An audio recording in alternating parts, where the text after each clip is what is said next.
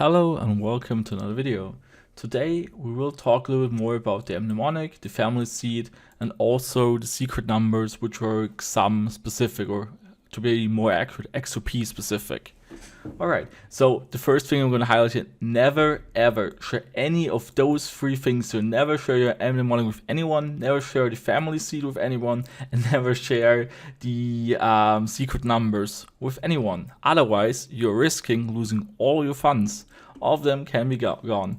All of these things here are your master password. So important to highlight here, the mnemonic is the master password to any of your accounts, to all of your crypto accounts. So meaning that usually, so it's, for example, in the ledger on the S, so in the hardware wallet, it's, for example, 24 words long. And from that, you can derive, for example, your private keys for your Ethereum accounts. So you can derive multiple accounts. For example, I could derive from that mnemonic 2 different Ethereum accounts, and with each Ethereum account having 2 different private keys, for example. But this one here is the thing from which you can derive everything. So from this, you can also derive, for example, all of your XRP accounts if you use that one to generate it. So that's why I'm highlighting here that never ever share any of these things with anyone except yourself.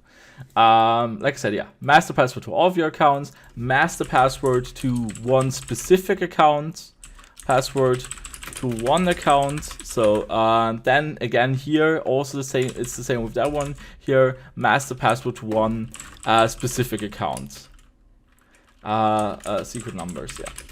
Okay, so if you would do that and a malicious actor would tag along, he could just, for example, take these 24 words and import it into his own ledger device, or something I could also do.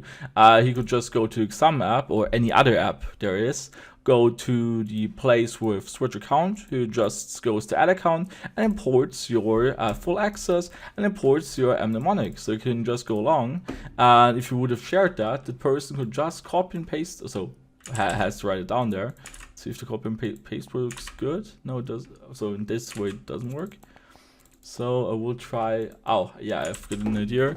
I'm gonna no, I have to write it down quickly. Okay, so I'm gonna do that and stop the video. Alright, so he can enter all of these words and then just go to next. And if this would have been my mnemonic, then he would have full access to your account. So as you can see here, there's nothing there. But if this would have been the mnemonic, then he would have access to your account and could do whatever he wants. He could withdraw all your funds and it would be gone forever. So that's why I'm highlighting here, don't ever do that. So I'm now going to remove the account again. So I have therefore to go to settings, accounts, and remove that one. Yep. Alright, then it's the same. So now it's the same. Well, it's the same thing here with your family secret, because again, you could just go to import, full access, then again enter the family seed, or also secret numbers. So with each of these things, never ever share them. Okay, that's the only point I'm trying to make here. Store them at the safe location. If you want to store them digitally, at least encrypt them. I would rather prefer it if you have them digitally to not even have it on a machine which is connected to the internet. So maybe storing it on a USB stick, but also having the file you're storing on your USB stick encrypted. Well, otherwise you could also, there are like these metal plates you could stamp, so there's even a service I think for that.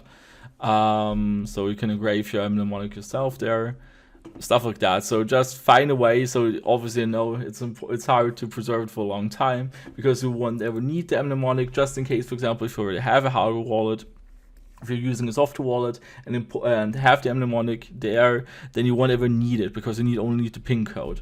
But if ever the time comes, for example, that your well, let's say that your computer is damaged, then you won't be able to access your funds anymore. So it means you would have to reinstall, for example, Exodus, and then you would have to import your mnemonic again. So the only time you ever need your mnemonic is if you're importing it, because once you have imported it into a hardware wallet, for example, then this mnemonic can't be ever extracted and would wipe for example, in the ledger S or X. If you type the PIN code incorrectly too often, it wipes the mnemonic automatically.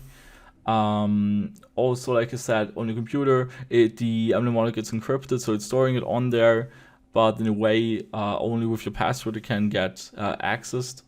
So, right, so that's the thing I wanted to highlight here. So I hope this was helpful to you. Thanks for watching, and see you in the next one.